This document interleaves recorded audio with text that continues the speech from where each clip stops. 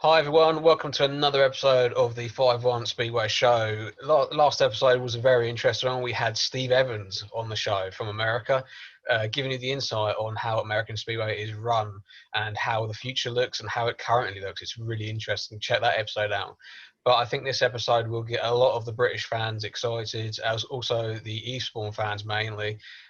This kid has done extraordinarily well, again, in a short space of time, much like his teammate Drew Kemp. He's risen to the top almost. He's under 21 level. He's pretty strong at that now. He's also won a host of national junior championships. He's now going to ride in Poland next year as well as England. So this boy's going to be very, very busy next year.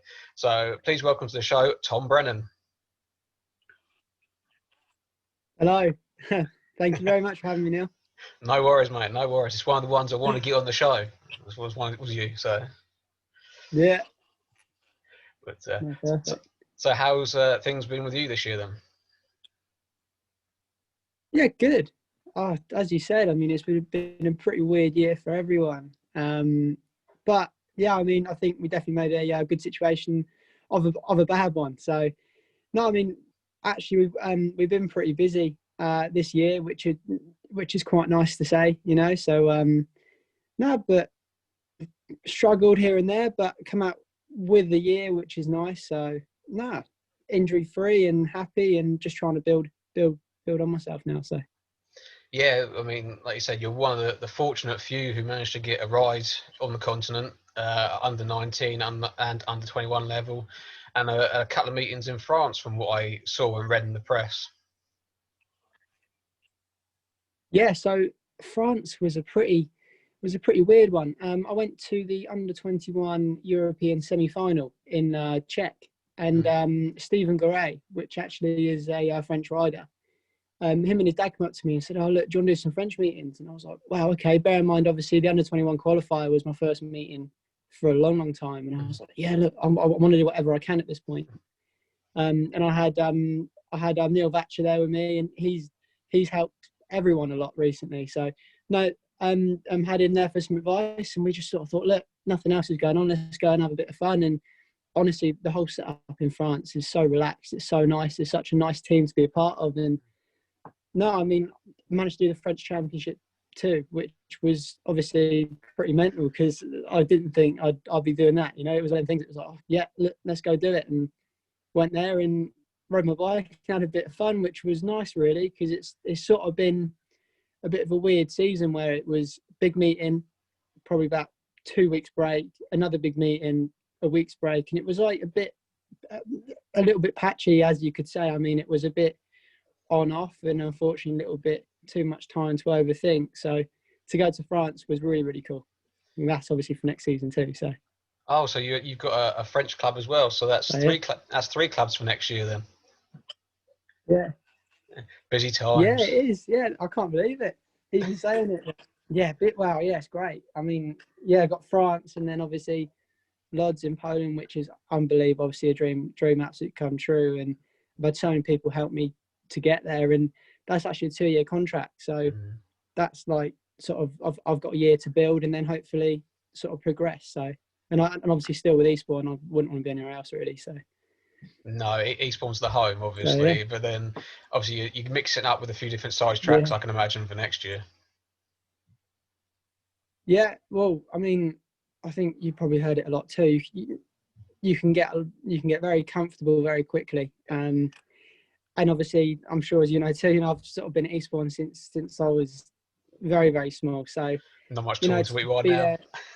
there. yeah, not much. But no, I mean, I've been there for a long time, and it's now sort of been the stage of my life in my career where I can sort of be like, look, we have to sort of make them big steps and sort of push forward. You know, try and come out of comfort zone, and you know, the same in general life. You know, life isn't easy, and you have to come out your comfort zone at some point. And I think this is the time in my career where I need to. And I've got a lot of different tracks I can go to. I mean, I went to Le Mans-Flandre in France, and I just stood in the middle of the centre green like, this is the biggest track I've ever seen. So it's like, wow, I'll go from that and then go to Plymouth like a couple of days later. It's like, whoa, yeah, this is mental. But that's what you need to do. You know, you need to improve your skills and trying to trying to do as much as you can to make your career better. So that's where I'm at. Yeah, and it's just a case of now it's just honing those skills that you've picked up. Obviously, when you first started your career, obviously before you even joined Eastbourne in the National League, you did juniors, 125, 150, 250, Yeah. and then the 500. But before all that, everyone would probably want to know, where did Tom Yeah. Brennan start riding the bike?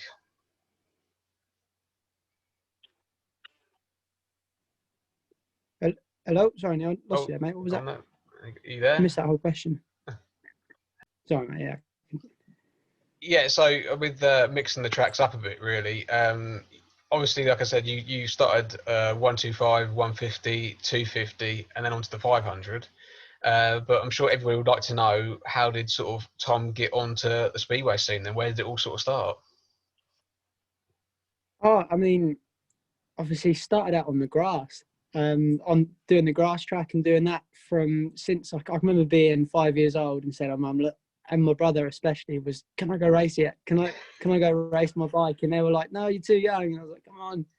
So I was literally waiting to go all the time. And as soon as I turned 6, it was straight onto that grass track scene, and that was really where I stayed for many years. That was like sort of, we sort of go there, as you know, a grass track, you sort of go there the night before, you have like a camp over, and then you have like a nice barbecue, and then next thing you know, you go race your bike in the morning and you go home. And that was what we sort of got used to, and that was the fun, really. We sort of turned up in the back of my brother's golf polo car. It was, we used to whack out like a flower pot as a stand, and no toolbox, nothing. It was just kind of fuel, and we'd go race and come back. And that's obviously where it all started, and I sort of worked my way up in the ranks there, and which was amazing. Grass track was unreal. And as soon as we then sort of got a spare bike, and we sort of started adventuring with that, that was when we sort of got the bug for Speedway a little bit more than grass track. So no, I mean, obviously, as you know,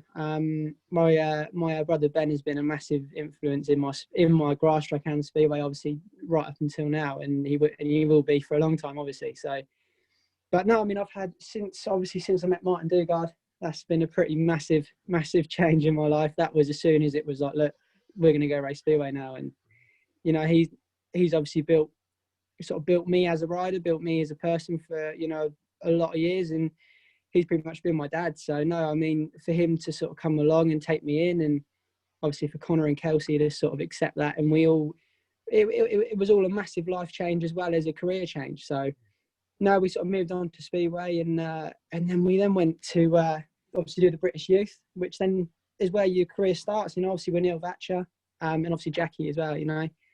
That's where it all started, and they were the people that sort of pushed you, and it was like fun and it was enjoyable. And then yeah, I mean, I did okay in the British Youth, I think, but and as soon as we got onto the 500, that was where we were like, look, we've got to do something now. And we sort of took that step up to like, look, let's go race Speedway and let's proper do this. So obviously went to Eastbourne, did my first meeting at Eastbourne and broke my collarbone my first race.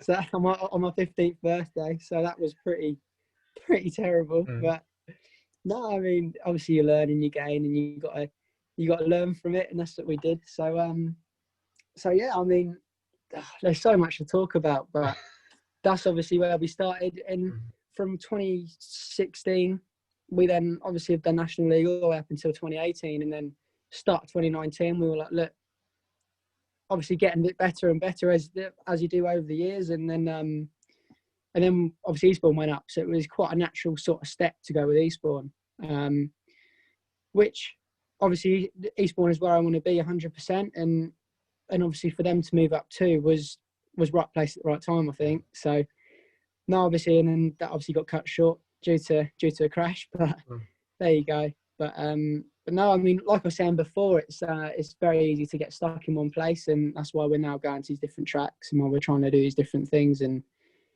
since I met my girlfriend, Kristen, we've been, she and her family, and obviously my family, have completely changed my life. Like how we look at Speedway, how I look at Speedway now is so different, and that's sort of how it needs to be. You learn from different people, and you take things from people that you want to take things from. And like the sponsorship thing now, like in the off season, before, to do sponsors, it would be, let's go on Facebook and messaged some people, and that's honestly how it was, because it was just a hobby, you know. And now it's like, look, we're now looking for sponsors, and we're now trying to put packages together, and it's like, well, this has sort of all happened real quickly, but these people are people that you need to go forward, and I believe I have a good team. So yeah, that's where we're at.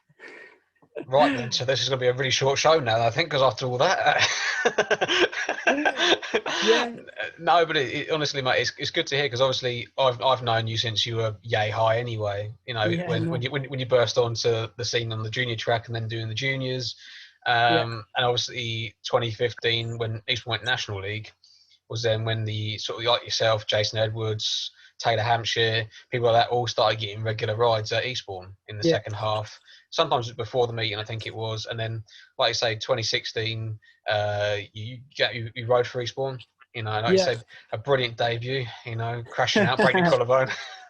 But during that season, you went from a reserve, I think, if I remember rightly, to near enough being number one within the first month or two. Yeah, that was really cool. I mean, I think the difference being is obviously Eastbourne were in the top league for so long. It was like probably, well, you know how long they've been top league for, right up until 2014. And when they said, oh, yeah, look, we're going to go National League 2015, it was a bit of an unsure. Obviously, no one really knew what was going to happen. And I think the difference being is that when Martin and Connor obviously took the Speedway over, it was then like, oh, right, okay, this is cool, you know, because then Martin and Connor then sort of learn new people. And unfortunately, people can sort of look at National League and go, oh, they aren't really spear riders, you know, they're just people. But unfortunately, everyone has to start somewhere, and there's a lot of good riders in National League, and especially at that time there was, you know, you had people that were number ones in National League that actually were reserves in top league, and people sort of forget that, you know. And no, I mean, like you say, we met so many new people, and the sort of quality of rider was actually still the same, even though it was at a lower level. People still wanted the same dream and still sort of wanted the same stuff. So yeah, obviously had that in 2015. I was just the mascot that year, I remember. Yeah. I remember doing that. And then obviously 2016 was when I then took my first jump into it, which was okay. I think that, you know, I think it could have been, maybe was a bit too soon for me at that time. But, you know, looking back on it, I wouldn't change a thing. You know, obviously having to break my collarbone wasn't good, but maybe that sort of helped me push forward even more. So you don't, you know, you don't really know, but yeah, I mean, I had a pretty hard year in 2016. From what I remember, it was, you know, racing all these guys, and I was like, wow, you know, I'm only used to racing people that are smaller than me or just as small as me, you know. So I was like, oh, you know, this is a bit scary, and that's honestly what it was. I think I was actually probably quite scared in 2016. Not very scared, but it was sort of like the level of competition that I was racing was way higher than what I had done before. And then sort of had that had a real good off season in 2016. I actually sort of went to the gym loads for the first time in my life. I sort of concentrated on honestly, because I was so small. I mean, I am still small, but honestly, you could snap me in half then, you know. So it was like one of them things. It was like, oh, I can't even hold on. So we sort of, I worked in the gym really hard actually, which was quite cool. And come back in 2017, and it was like, just felt like a different rider. I think you sort of need that half a year that I had in 2016 to sort of build on 2017. And no, I mean, first sort of averages come out, and Martin was like, you're at number one. And I said, oh, whatever, you know, you're only joking. I didn't even, you know, as you know, you don't really even sort of take much notice. You just sort of riding. And back then it was just turn up, ride, go home, wash bikes, go to school, go ride, come back. You know, there was no, how do I put it? It was all really just fun, and it was just go ride. However you get on is however you get on, and that's how Speedway should be for me now. But you know, obviously, trying to work my way up, it sort of changes a little bit. But no, and when I come out and I was like number one, and I was like, oh my god, like what am I going to do now? Like, but as much as it was like a bit of a nervous time, it also gave me, as I'm sure you know, like quite a lot of confidence. You know, it was like, oh, and I've just sort of come out here from reserve and done good, and there's no reason why I can't do it at number one. And yeah, I mean, obviously went to number one for, I think it was 4 meetings, maybe 3 meetings, and then I then dropped back down to sort of where I should be at that time, which was number 4, number 3 maybe. or number 2. And that was just where I stayed away, and I sort of switched around that. But no, I mean, 2017 was a massive building year for myself, from going from the bottom to sort of decent level in National League, you know. So Yeah, yeah. and I mean, that 2017 was a year where you had a steady year. You know, like you said, you were solid more than anything. You didn't sort of run away with getting maximums every week. You sort of were a solid Yeah, 9 point rider, which is what Eastbourne needed at the time. But obviously, yeah, hearing that you put a lot more work into the fitness side of it, yeah. it was obviously a massive thing in your own perspective. But was you part of the Pole Tech crew by then, or was that a year or so later? It was the year later. It was because I finished school in 2017. Mm-hmm. So I was still at school, and obviously couldn't start the Poltech thing till after school. But yeah, no, I mean, that was a massive thing for me, was to just sort of just turn up and not be this sort of real scrawny little kid, you know, and just it was more sort of turn up, and it was I actually had a bit of meat on me now, you know, so it was like I could sort of maybe tussle it up a little bit, and that's sort of what I did, you know. I mean, I had a pretty steady season, you know. I was healthy. I sort of made a few impressions. I definitely worked on myself a lot, and that's all them things that, you know, you obviously need years like that where you're sort of confident and you're steady and you put in good results. So no, 2017 was definitely a good year, and so was 18. You know, 18 was, again, that was like a big off season. Obviously had Poltech that time. And I think I improved personally myself a lot through 2017 to 18. And obviously with the help from Connor as well, you know, like being a team manager at Eastbourne for that long, for that short amount of time, like you sort of look back on it now and you think, look, the whole team spirit in 2017 was actually really good. You know, you had like Mark Baisby, Charlie Powell, like Georgie Wood, you had all these people that were all just best mates, and all the mechanics got on, all the riders got on, and it was just like everything all clicked that year, you know.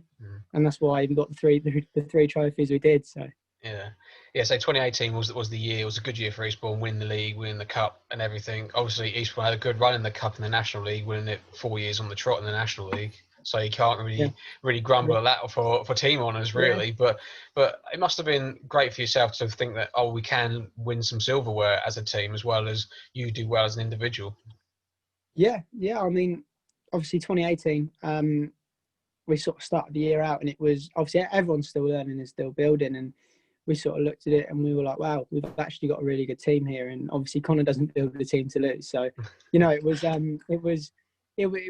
good from the start. And obviously we won a lot of meetings to start off the year, and I think that was the main thing from it, really. You know, like a lot of our points were at the start of the year, and yeah, obviously individually as well. I mean, the first year that I sort of went abroad, it was the first year that I ended up doing like an individual under-19 championship. The first year that I obviously went to Australia right at the end of the year. You know, I had my first guest booking in top league, and there was so much that happened that year that pushed me on massively. You know, like my equipment was a different level to what it was the year before, because I obviously worked hard throughout the winter, and there's so many aspects to that season in 2018 that sort of changed it for me, you know. And had other people interested, and we had clubs interested, and it was like, let's go to Australia. And it was all just like a massive sort of, just a massive, I can't even explain it. It was so good. But obviously Eastbourne coming away what they did, and I you know, the National League record that they had is unreal. And for the short amount of time they were in it, from 15 obviously to 18, but to just be a part of that, even if I was just a mechanic one year or a mascot, you know, it was an unbelievable experience, and I'm sure every people that were there will remember that for the rest of their life. So yeah, and I mean, the 2015 year was a good year, apart from just not winning the league. But obviously, then, like you said, you were the little mascot and still got in all the photos. I remember them, all those sort of things, you know. Which is, but it was a good year. It was a good time in Eastbourne Speedway. Like you said, it helped yourself, Jason Edwards, Charlie Brooks, just to name a few. You know, and it's like that sort of thing's going to keep going and can keep you guys going. It's led you into the riders that you are now. And obviously with Eastbourne going up to the championship now, and like you said, you stayed with the club, and went up there and went full time championship. How did you sort of find the change from National League to championship early on before you got injured?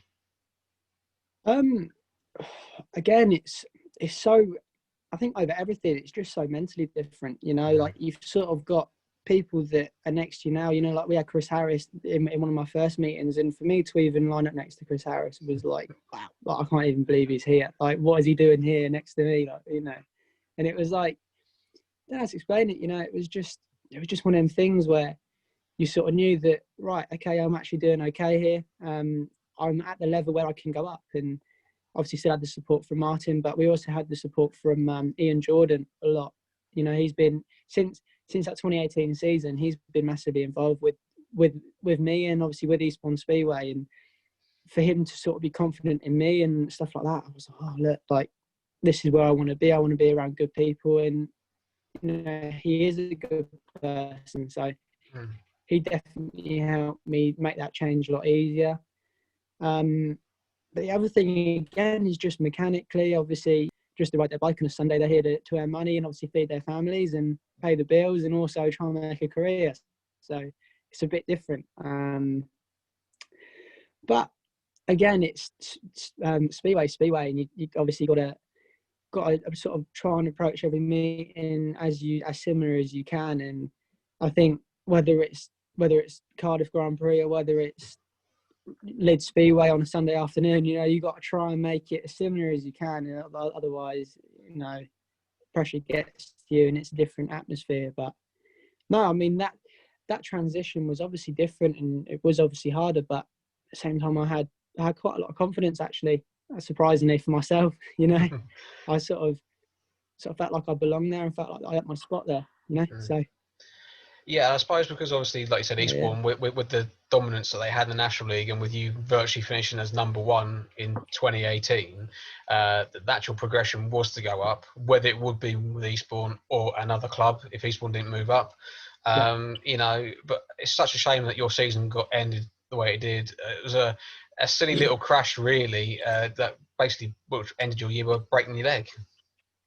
Yeah. I mean, it was a silly crash. You know, it was one of them things where I know that meeting. Obviously, it was a pretty hard meeting, anyways. Obviously, versus Glasgow, and we sort of turned up and had some good couple of races to start off with, and that obviously sort of sets the tone for the night. And we went win in seconds, and I was like, oh, this is really good, enjoying it. And then before I know it, I was out for my 6th ride, which obviously I hadn't done 6 rides in championship at that level, you know. And I was like, oh, all excited, and you know, as you are, you know, I was sort of like a little kid in a candy store. So no, it was like it was one of them things where I think I was actually pretty relaxed on the bike, and unfortunately I was a bit too relaxed probably, and I come in the corner and bike obviously picked up, but only a little bit, and I sort of thought it was all good, shut off, and next thing you know, it carried on, and I, by that time it was too late to get off the back of it. And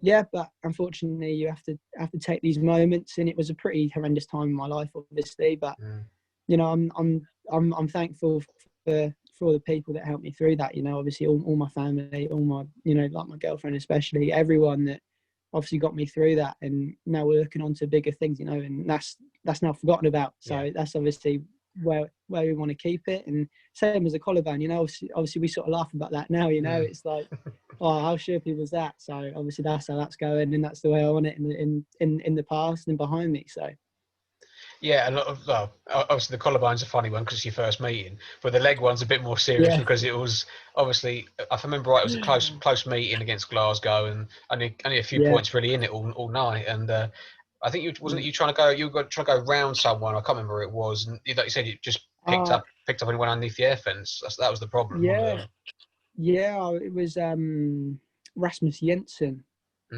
believe. Rasmus Jensen. I can't remember. So I went on the outside. Yeah, I was trying to get around the outside of him. Obviously, and as you know, he's pretty good as well. So it was like, again, it was all of the emotions everywhere. It was an intense meeting. It was one of them things where it happens, you know. And obviously, someone, you know, everyone has to have a crash at some point, and obviously I was due then. So got to take it on the chin and work hard to make sure it doesn't happen again, basically. Yeah, but crashing's part of the course, isn't it? Really, I mean, it's just unfortunate that you couldn't get up from it, really, more than anything. But I say, put that in the past. That's Yeah, written off, and unfortunately, that everything I imagine that you yeah, built for 2020 has obviously been put on hold because of COVID. And I thought you yeah, must have absolutely thought that was it, yeah, season over. yeah. I mean, it was a weird one. It was. I mean, we obviously have an Eastbourne group chat for the start of 2020, and it was like every couple hours, it was like, Ian, what's going on? Ian, are we riding? You know, like obviously Ed and Louis and everyone is just like, what's going on? I'm like, come on, Ian, you know, and obviously Ian's got a lot of pressure on his shoulders because he's just a messenger, you know. But we were all trying to like, we want to race and we want to do this. And no, I mean, I actually had a pretty good off season for 2019. 2019 to 2020. You know, that off season then was actually one of the best ones I've actually had, and I think that's the reason why I managed to sort of perform the way I did in 2020 was purely because we had a lot of things sorted out. Even obviously most of it was obviously all behind the scenes. It was even stuff like obviously like my accounts and stuff like promotional and sorting all my suit and covers, sorting all my mechanic. You know, everything that happened that year for this year is so different to how it has been in the past. And I mean, it was a massive shock for it to be sort of cancelled because it was one of them things. It was a bit touch and go. It was like, yeah, we're going to run. No, we're not. Yeah, we're going to run. And it was like, what do I do? Do I prepare? Who am I riding for? Where am I going? Am I going to get a race this year? And then obviously, luckily, the stuff in Poland and France and Czech and all that all happened. So we managed to get a few meetings there. But obviously for British Speedway, it wasn't very good. But obviously there isn't much that you can do about that really. But yeah, it wasn't very good. No, and I mean, it's a case of fingers crossed for next year because obviously nothing's set in stone whether we can go next year or Yeah. not. But you guys managed to get a team practice at Kings Lynn just before really everything got shut down. So that must have been nice to get back on the track and blast around Kings Lynn for the day. Yeah. Yeah, honest, that's what it was. It was just hanging it out, having fun, you know, and it was like, wow, like this is what I've missed all this time, you know. And it was like, you know, but we managed to have that day at Kings Lynn, and that's obviously what it's all about. And that was better than any team building day that we obviously could have gone to. And I think everyone had a smile on their face, and we all left with a smile on our face. So no, that was really cool. And as we say, hopefully next year can get underway. But nothing certain, is it? You know, one day it's different, but hopefully, I'm pretty certain we can get something on. Whether it's later on in the year, I'm not too sure, but we'll find out. Yeah, I mean, obviously with all these vaccines that are floating around, never know. It could be starting in April and away we go, sort of thing, you know. But Yeah, obviously, yeah, with all this time that you've managed to get in the shortened season, you basically lived in Europe for most of the season, apart from the one meeting. I think it was yeah, two or three meetings you had over here at Plymouth and obviously at Berwick for the yeah, under-21s. How was your time yeah, riding in sort of like Poland? And I see you did the under-19. Was it the European yeah, semi-final you did first, and then you went on to the yeah, under-21 stuff? yeah. So I started the year out with the under-21 European final. Was my first meeting since I did my leg. Really, I mean, I actually managed to get to Australia again, but that was just building blocks. You know, that was Yeah. just sort of trying to get back to the feel of it. And so yeah, the under-21 semi-final was my first meeting for a long time. But to be honest, it didn't really feel like we were away from it. So, you know, obviously, as you know, we'd obviously leave my house. It would be a 12-hour drive the other side of the tunnel to get there, and then it was like race, and then it was get straight back in the van and we'd come back another 12 hours, come home, and then it was like, well, where are we going now? There wasn't any set fixtures, and then we were like, oh, 2 days time we're in Czech again, or oh, we're in Poland this time, or so yeah. And then we had that call up for the under-19 European under-19 European semi-final in Parda Beats it was. But prior to that, I hadn't obviously ridden a big track for a long time, and we were like trying to find somewhere we can go practice, and we were trying to look at Bellevue, but obviously they weren't open, and it was a bit of a task really. But in the end, we managed to go to Wrocław in Poland, which was unbelievable. Like we left was like another long one. We managed to get there, and luckily we had the help from Dan Bewley. He actually lent us his apartment for the week we were there, so that was really cool. We managed to go there for just one practice day, ended up going really good. And they said, look, do you want to come to one next week? And we were like, yeah, 100, you know, without a doubt. And next thing you know, we're riding our Roslav, and that was a dream come true, because I've never even been to Poland before that. And yeah, I mean, obviously the second practice didn't go too well.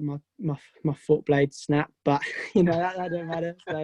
So broke my collarbone. But obviously, but just before that practice session, we actually had a call from Neil Vacha, and he said, "Oh, look, you actually qualified for the European Under-19 final." And I was like, "Oh, okay, brilliant." He says, "So you don't actually have to do the semi-final," which was in Parda Beach 2 days later. So obviously, then in between that, I then go and break my collarbone, and I was like, "I'm so lucky that I got obviously told to do it." And then we then went from there, and then managed to get home. I managed to got to fly home, I think. So I was in a Polish hospital for a few days. Obviously, no word of Polish at all. Just saying that hurt, you know. So and then managed to get home, and then before we know it, it's like, oh right, now we have the whatever it was, under 19 final, or I can't remember what it was now. But yeah, under 19 final, and we were like, yeah, cool, like all good, all sorted.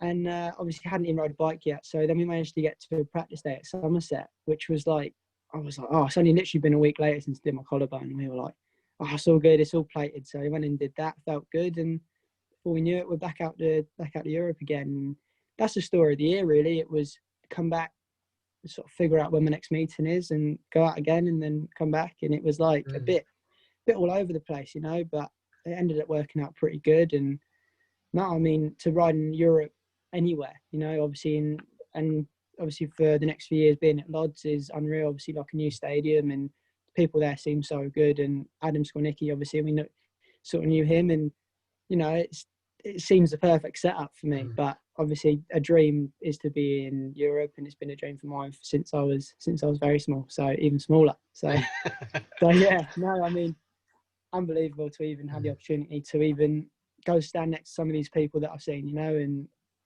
that's the way that it is. So. Yeah, very much. I think it's a lot like a lot of guys. It was backwards and forwards, never knowing when your next ride's going to be, sort of thing.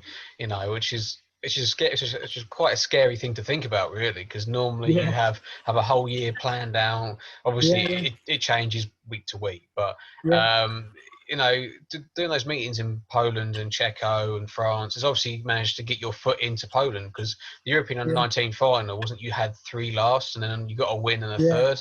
Because I was watching the meeting and I'm thinking, oh, Tommy's struggling here. He's really struggling. But bearing in mind, you had, I think it was gate 3, gate 4, gate 3, didn't you, in your first 3 rides? And I thought, Jesus Christ, he's not going to get anything on these ones. Yeah, I mean, it was a pretty funny time. I mean, obviously, as you were saying, then back and forward, obviously, all the time. And it does rack up the cost too, you know. And obviously, not knowing what's going to happen next, it was like, oh, I don't know how I'm going to do this now. You know, obviously running out of money, and you're not earning much money from these meetings that I'm doing anyway. And it was like, how am I going to do it? And obviously, luckily that I had all these sponsors and all these fans and sort of people that helped me out massively. And obviously, without them, I wouldn't even be done half the meetings that I did. And no, I'm so grateful for that. And yeah, I mean, like we said, it's just it's a tricky one. I mean, obviously went to the European Under-21 final and ran them 3 last, and it was like, oh, where do we go from here? You know, this is tricky. And then boom, out of nowhere, it was like win, and you know, it was like, what? Where did that come from? You know, and but this year's been a massive learning game for us, and a huge learning game for me. And you know, I've been lucky enough to work with some very good people to help me out to get there. And yeah, I mean, under 21 level is hard, you know, it's very hard. And there's some guys in there that are very good, and that's obviously where I want to be. And to sort of qualify for that final in the first place was my goal. And I want to try and get there again next year. And that's the idea. Well, with you still being young, you've still got a few more years at the under-21 level. Yeah. So, you know, and obviously, like you said, foot in the door at Lodz. You got Adam Skornicki, I think, was dubbed as your trainer / coach for the season to look after you and Jack Thomas. So, so how did the deal come about? Then was it like just something out of the blue, or is it someone that? Well, it's a funny one again. It was like I've always wanted to go to Poland, and always sort of, but I never had the contacts, never really sort of understood who to talk to or where to go from here, you know. And I've had a lot of help from Craig Cummins and Raf Lewicki, which is actually obviously Speed Products, which is Artem Maguta's mechanic, and we had a lot of help from him, and he was the main man really to sort it all out. He sort of rang up Adam and gave him our numbers, and next thing you know, we're sort of talking to these Polish clubs, and he's sort of sorting out all these deals for me. And yeah, it was one of them things. It was like it was pretty unexpected, you know. I was just sort of talking about, sort of joking and going, "No, I'd love to be in Poland," and that was all it was, you know. And I never really pushed for it. And obviously having the people around me that I have now, and they all sort of like, "Look, you're good enough. You know, we have to try and do this now." And that's what we did. I mean, it was unreal, and I still can't really believe it now that I have this opportunity to go do this. And yeah, I mean, but again, a lot of praise from Raf and everyone that managed to get me there. So Yeah, like I say, it is purely the contacts. If anybody knows who's ridden or anything to do with Speedway, you yeah, know, it's not how well you do on the track. It's who you know, yeah, who you you know. know, And like exactly. you say, you know, having someone like Rafa look out for you, and then obviously Craig Cummings has obviously got heaps of experience with Billy Hamill Yeah, and people like that, so he's got a few yeah, contacts. You know, it's just that small little package is going to probably hopefully develop you into something bigger yeah, for 2021. And obviously you'll be living the pro Speedway lifestyle, in and out of airports, you know, yeah, sleeping in airports and all that sort of thing. yeah. Driving. Yeah, no, it was. Oh, mate, I mean, I didn't do much last year, but I think it was a massive eye opener to sort of see Mm. the level that you have to be and how. I mean, it's more how organised you got to be. You know, it's like, right, I can go do this meeting here, but then how am I going to get back for this meeting here? And then you have to have things sorted out so much clearer. Mm. And obviously with the help from Craig and Martin and everyone, you know, it's like, okay, sort this out. And just as you think you got it all good, something else needs to sort out. And it's like, oh, mate. But no, I mean, did a lot of miles last year, you know, driving even myself, and obviously to drive 10 plus hours sort of consistently, and then to have to go race and then come back and then drive away back. And it was pretty hard, but at the same time, I have so much respect for these top boys that are doing it every day, you know. Mm. So, and the amount of stress obviously that comes with all of that as well. I was pulling my hair out trying to get to a meeting, but no, it's an eye opener for sure, definitely. And you only did half a season, so Exactly. if you're putting your hair Yeah, out now, mate, you got a whole season to do. Yeah. exactly. I know. I'm gonna do it. You have to come drive for me, Neil. Well, you know, I can drive over here if I can't drive over there. No, those sort of things are good fun. But Yeah. you know, so have you got like mechanics ready to go out in Poland, or have you got, or the club supplying you with like mechanics and stuff? Yeah, so they've actually been really good. Obviously Raf is helping me a lot. He's actually going to sort out the workshops and sort of the mechanics, you know, if I need them, and sort of whoever I need at that point. Obviously it's still undergoing, you know, we're still a fair few months away from going, but yeah, we're trying to sort out as much as we can. And obviously at the moment it's purely just sponsorship at the moment. You know, we're working on it on a new sponsorship brochure, and that's been sort of in development, as you could say, for a long time. So no, I mean, we're just sort of finishing that off now, and we're trying to target a few people and trying to get a bit of funds together to be able to sort of turn up to Poland with the best equipment and the best mindset as what I can. So yeah, I mean, obviously we have a lot sorted out already, but there's still a ton to sort out before the start, and that's exactly what we're doing now. So Yeah, it's obviously going to be a major operation, really, because obviously it's yeah, one thing having your base in England and having yeah, all your sponsors here, but it's going to be a completely different ball game when you go out to Europe yeah, and do a full season in Europe. yeah, And like you said, you're going to be driving for three clubs, you know, so you got to go yeah, from point A to point B to point C and then back yeah, to yeah, point A again. That's what it's going to be like. yeah. Yeah, exactly. I mean, and as you say, you know, like the level of machinery as well, not with just bikes, but with engines too. And Mm. things aren't, you know, things aren't cheap, and you've got to make sure that you're on top of your game every single time you get on your bike. And obviously for me to go to Poland, it's another two bikes, it's another toolbox, it's another van. There's so much involved just to be set up before you even race, and you could go do one race and be pulled out, you know. So Yeah. you've got to be on top of your game and on top of your machinery especially. And you know, I believe that we are at the moment, but we'll see how we get on. So, but no, as I say, we're looking for sponsors, so that's what we're doing at the moment. Well, there's the plug right there. Then sponsor There's the Tommy plug. B. Exactly. Get on it. Yeah, but No. yeah, it's the thing that people don't always understand is the organisation for it. I mean, it's all right for the likes of maybe someone like Ty, Dan Bewley. You know, I've had a couple of years out there, but obviously when you first start out there, it's either you Yeah. drive yourself out there every week, or you have a mechanic and a van and a bike or two. Yeah. But it is literally starting again from Yeah. scratch. Yeah. Yeah. Yeah. It is like 100%. And I mean, the bikes I've got now, I've got obviously 3 bikes now, and that's taken me since 2017 to get good, you know.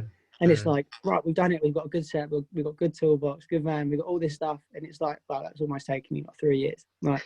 So it's like, right, we've got to try and do that in 2 months, you know. Yeah. So it's you know, obviously grow up quick and you grow up fast, and that's the way it's got to be. And you've got to try and have a business head on and trying to get yourself sorted before you even get there, because you definitely don't want to be behind before you even start when you get to Poland. So Yeah, and like you said, you could do 1 or 2 races and then not ride for 6, 7 weeks because you haven't made the cut. But the yeah, thing is, I think the thing is with that is also is you've got to look at it from if you get in that situation and think, okay, not my turn now, but maybe next time I can come in it. I know what I'm doing, and then I'll go from there. Because I had Ollie Allen on the show previous, and he was saying that when he first went to Poland, he only had 2 rides.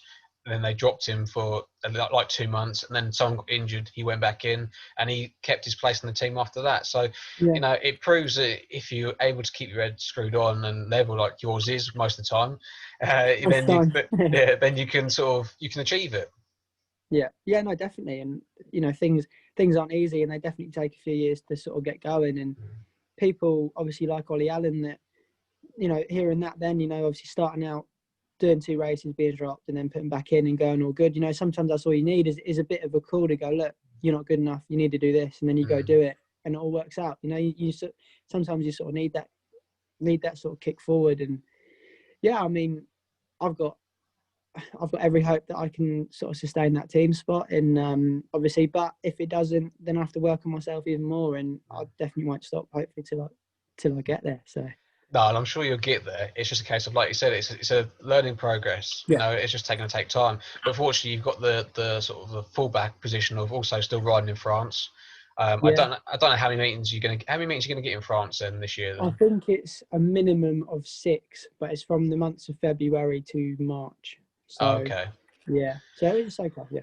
Yeah, also that's basically a pre-season almost. Then you've got then because obviously that would hopefully then lead on to the good season in England, which then obviously leads on to Poland, and then chop and change between both. Then, but obviously just going back to the beginning of this sort of chat a little bit, going back to sort of your grass track days, sort of a question is that would you ever turn back to having a go at grass again?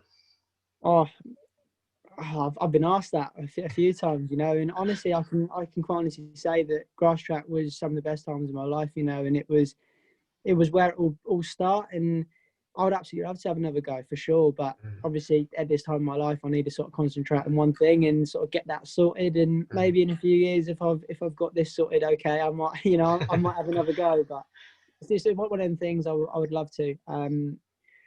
But as I say, you know, it's a pretty big decision to do. And obviously, you know, like Ed and Dimitri Berger and all these people that actually race Speedway are all on the grass, you know, and if you look back in the day as well, you know, you got people like riders that would race Speedway, and then everyone on a Sunday would then go race long track or grass track, and then they go race Speedway again, because it was bike time and it was kept going, you know. So yeah, I mean, we'll see what the future holds, but I would love to give it another go, in honest. So yeah, and I mean, there's no reason why you couldn't do it again. But obviously, like you said, now it's not the right time because you're going to be busy most weekends now. But yeah, I mean, it's great to hear that, and I'm sure it would be great to see Tommy be on the grass. You know, So, but you know, I mean, is there anything else that you sort of have ambitions for? Obviously, I know you said you got the under-21s as your goal next year. Have you got a sort of a longer term sort of goal you're looking for?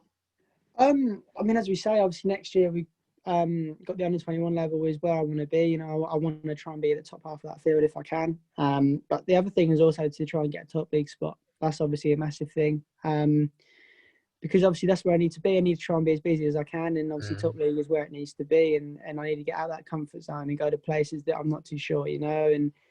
And yeah, I mean, it's also sorting out again, trying to improve on myself, on my team, on my kit, you know, everything, just to try and keep improving and try and keep pushing, you know, don't get too comfy. But yeah, I mean, in the long run, you know, I just want to be happy that I can sort of go to sleep at night knowing that I've done everything that I can to try and be the best person I can, you know, and not settle for what's easy, you know. And it's very easy to do that and try and keep myself focused and keep myself dialed into what I want to do. So that's my goal, to be happy. Well, that's a good, that's a sensible goal. That. That's a sensible goal. Be happy. As long as, if you can be happy with whatever you do in your career, mate, then that's the main thing. But also with having the likes of Martin guiding you a bit, because obviously he's done his time in Poland, Sweden, abroad, and everything else. He can sort of say, well, this is good, this is not so good, or try this sort of thing.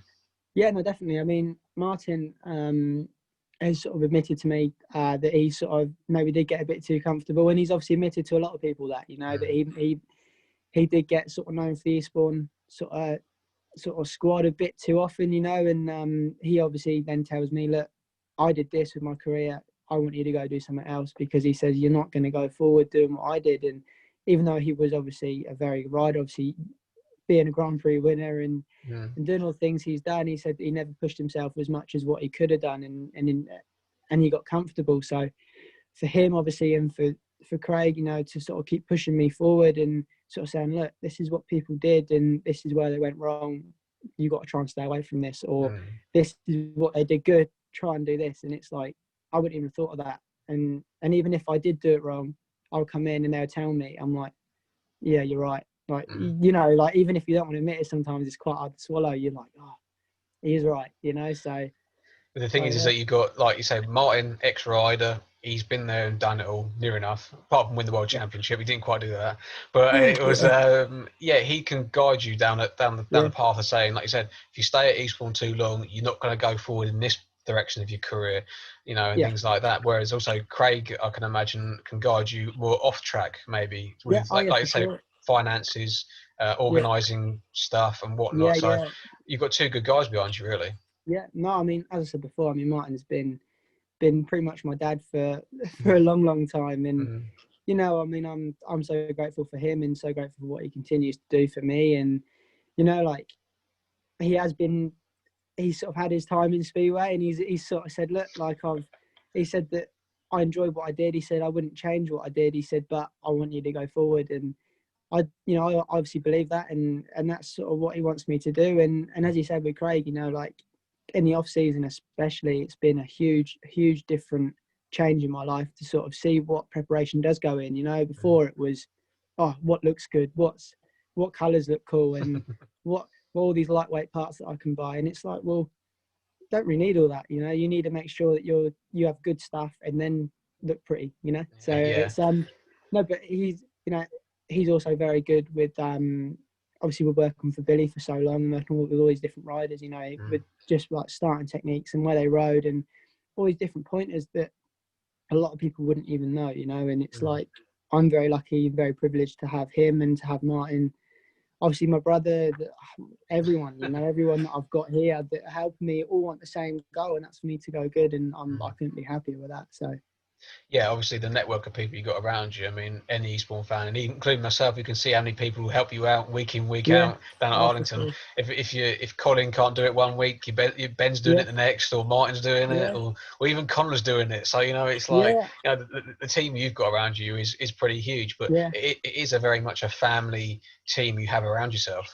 Yeah, no, it is. I mean, like you said before, I mean, obviously Connor being the team manager for Eastbourne, obviously, even though he is sort of like my stepbrother, we sort of got a lot closer through that, you know. And if I ever needed Connor, I'll be there, and if Connor ever needed me, I'll be there, you know. And it's sort of one of them things, and he's helped me a lot, and hopefully, you know, he can still do that. But at the moment, as we say, I mean, I've got some good people around me, and we're obviously working with a lot of different people. I've got Kyle Cummins now, obviously Craig's son, so he's helped me like massively through last year, you know, like mechanically, and he's sort of learnt like all the stuff to do with the bikes, and sort of learn how to mechanic. And he's actually very clever as well. He does motorcycle engineering in uni, so he definitely isn't short of some knowledge. So to have all these people around me, like, you know, Kyle, Craig, Martin, Connor, everyone, you know, to have all these people is Yeah. just unbelievable. And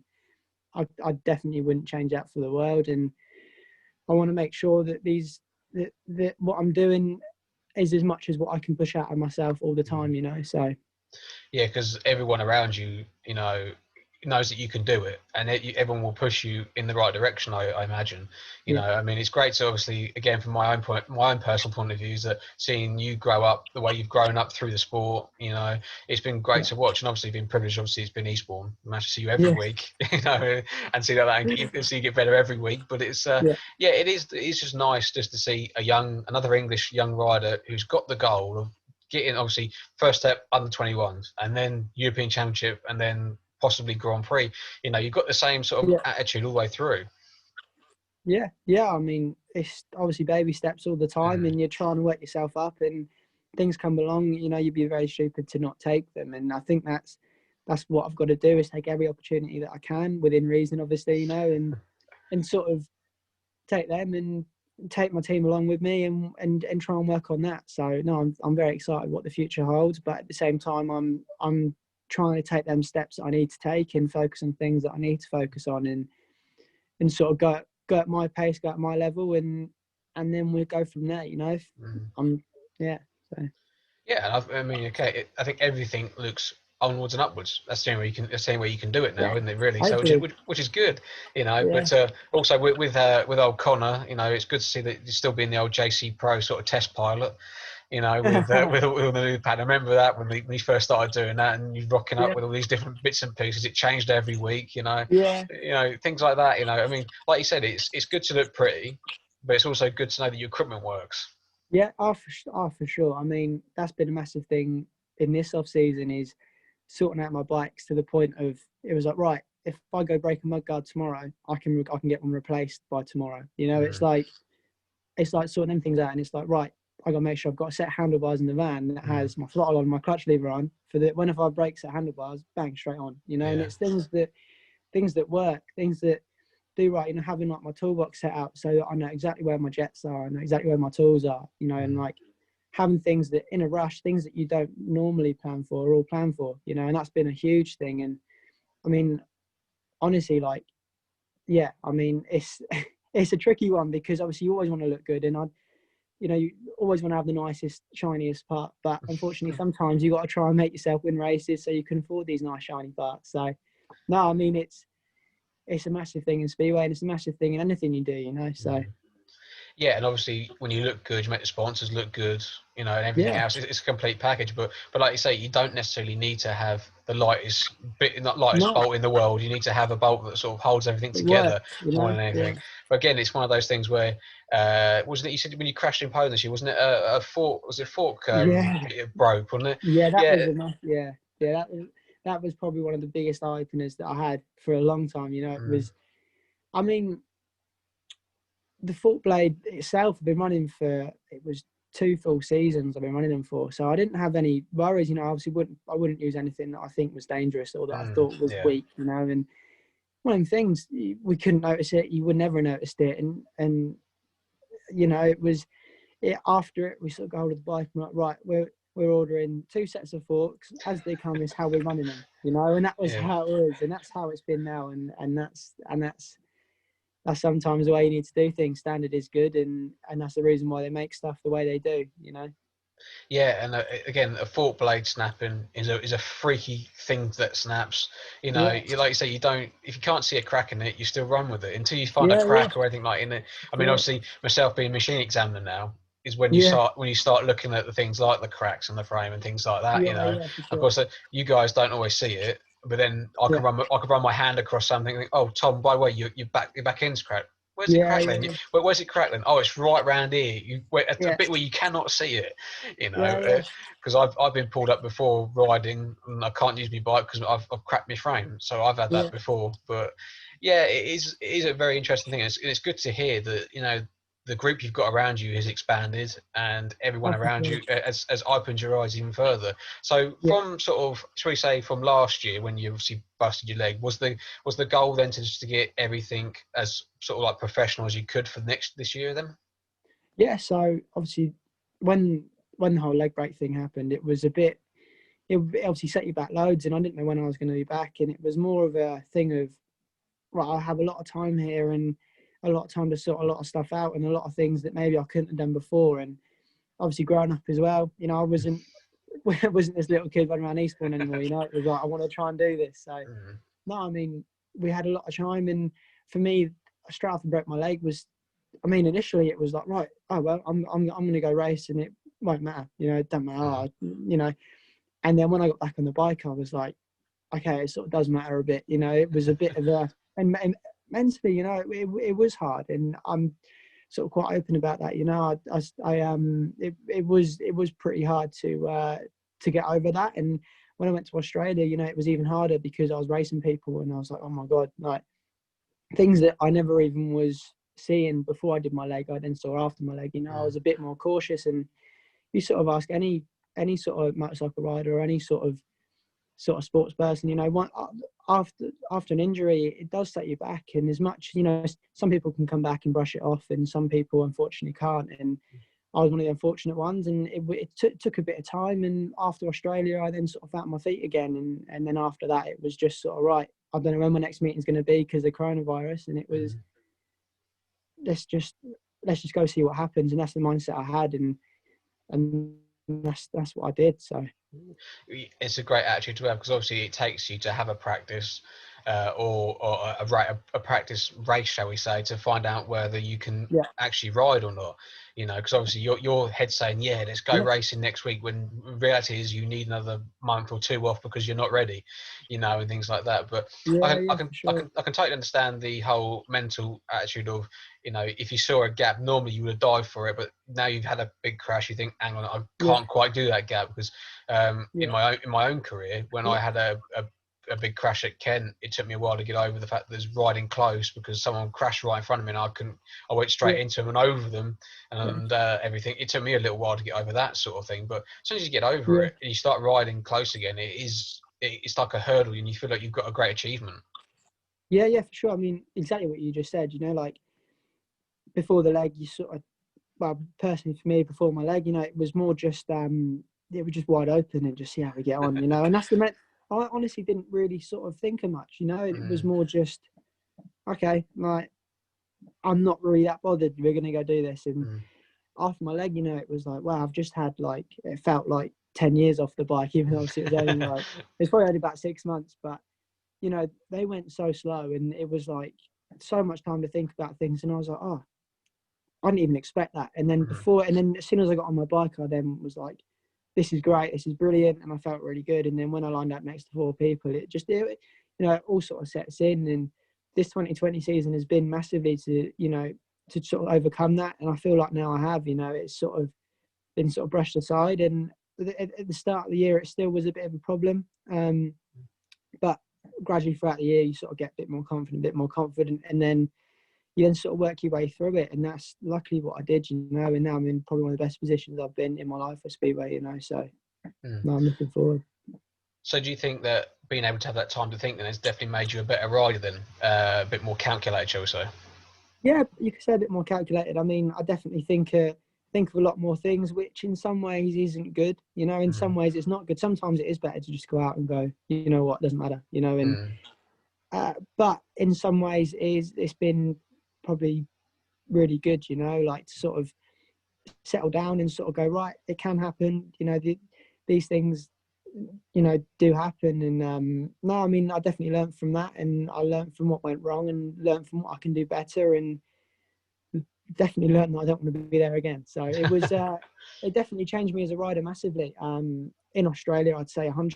You know, I wasn't as fun. I was like sort of like, oh my god, like, am I going to come off here? And that's always going through my head. You know, I couldn't go near a fence because I was like, oh, I'm going to hit the fence again. And that's honestly what was happening, you know. And as I said before, worked through it, and obviously had Craig as well, and obviously Martin, that then sort of taught me, like literally like midway through a meeting, I'd like ring Craig and go, oh my god, I'm gonna crash, and he'd be like, what are you talking about? You fine? And I'd be like, oh yeah, I'm fine. Like, you know, it's like it's just sometimes you need that reassurance, and that's sort of the way that it went. And then as soon as I got home, had that bit more time off, I then sort of worked myself, managed to go to the gym again, because obviously I couldn't actually train before Australia, and that was pretty hard. I was pretty big going to Australia, you know, carrying a bit more weight. So, no, I mean, sort of to have that Australia trip was the best thing that happened, because I was like, wow, I'm a long way behind where I want to be. And obviously I was racing people like Jamie Lindsay, you know, and how he's going now is like unreal. And I was like a long way behind him, and I was like, that's the level that I want to be, you know. And to have the extra time off, I worked very hard, and the people around me worked very hard too, and we managed to sort of make something of it. So. Yeah, and I mean, again, chasing the faster boys, you know, it always will bring you on further, because it's a thing that I know was drilled into me a lot. If you ride against faster boys, okay, you're not going to always beat them, but if you can get in front of them, trap them or whatever, make them work for it, then it works well. But also, I must say, though, the hard winter training did help when you did the pit bike series. You know, I must say that was a bit of fun and a bit of fun and games. That is not fun. That is world championship pit bike level. No, that's by far the most intense thing, but it's honestly, it's so much fun. I mean, it's like, obviously Mitch Godden is the guy who sorts it, and it started out when I was about probably 13, like, and it was just one of the things that only people you knew went, and the next thing you know, like last year, there was like probably about 200 people coming to watch it, and you're like, wow, okay, this is cool, you know. And but honestly, it's just like people hanging out and having fun, and getting close to people again was cool, but in a fun way, you know, in a way that you were like, he could actually sort of hit me here, and but you were laughing, you know, and that was actually really good. And to be honest, I didn't really sort of think about that before, and that pit bike series is actually very good, and was actually probably very good with me for my leg as well, you know. I was so worried no one could even touch it, so I'm like, oh, what are you doing? And then after that, you know, I was just being a wuss, and as soon as I did that pit bike stuff and did a few meetings, I was like, oh, so it's fine, isn't it? You know, there's sort of no worries here. So, yeah. No, exactly. So, yeah, I had to throw that one in, because obviously we had a good time down at Eastbourne. We did down at Eastbourne, obviously at Highway and Sittingbourne. You know, they were good. And obviously, talking about the mental game of riding close, that is, like you said, very, very close. Especially when you have someone like Eddie Kennett dive bombing you right up the inside line, or even Connor. You know, it was like Connor he's a demon on it. Like, you wouldn't expect it, but mate, yeah.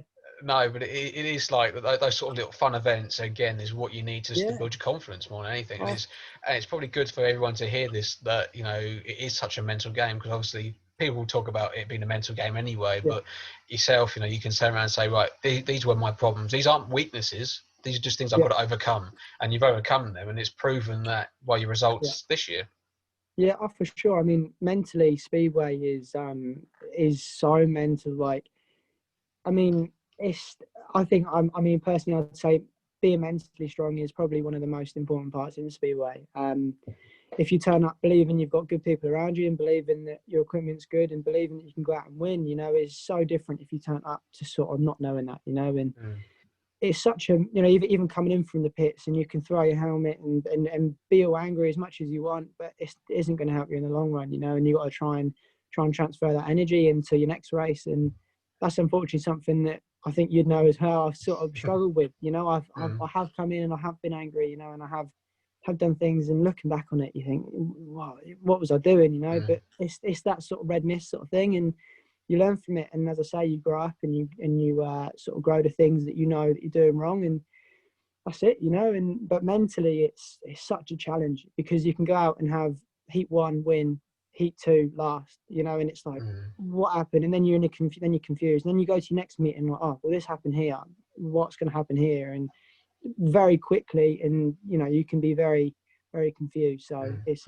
a big thing. But yeah, and I mean, obviously I've seen you have times where you've thrown your helmet, thrown a spanner across the pits and everything, and I've come over and spoken to you, and you've calmed down. But obviously I understand the heat of the moment, you know, you can't talk to anyone when you're in the heat of the moment. But I think a lot of it is if you can have the approach of saying, okay, that was one bad meeting, that's not going to ruin my season. And if you go to sort of like every meeting and going, right, new day, this is completely different. Okay, I was here 2 weeks ago, I ran this setup, we'll run that one, and if it doesn't work, we'll change it to something else. So I think if you can have that attitude, like even when you go to Poland, you know, I think you're on for a winner. You know, if anything else, I think you're on for a winner. But and I mean, it's been great talking to you tonight, Tommy. You know, I Yeah, mean, no, thanks, man. I think we've got to the point now where we've got to sort of wrap it up a little bit because don't Yeah, want to get into too late. Don't go I'm past talking too much.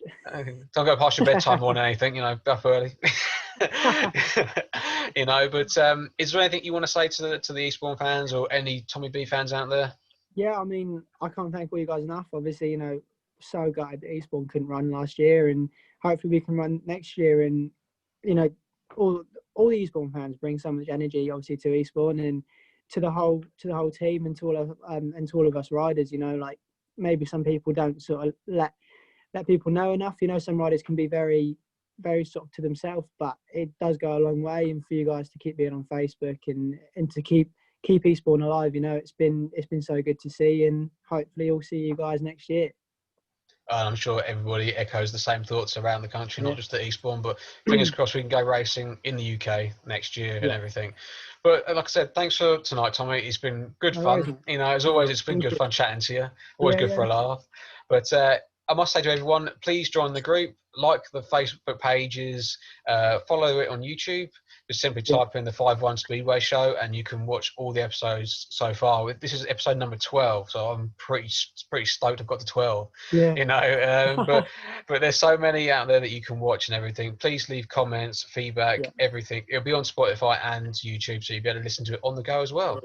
So, all right, thanks for your time, Tommy, and No we'll worries, mate. hopefully catch up in the new year. Yeah, I'll see you soon.